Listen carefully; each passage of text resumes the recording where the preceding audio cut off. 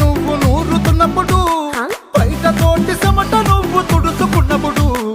దండాన నీ సొక్కారేస్తున్నప్పుడు, నీ ఒంటి వాసన తెగ గుర్తొచ్చినప్పుడు, రెండు చేతులెత్తి జుట్టు ముడిసినప్పుడు, జండు కత్తుకొని పడుకున్నప్పుడు, అలసిపోయి నువ్వు ఆవలించినప్పుడు, వచ్చుండై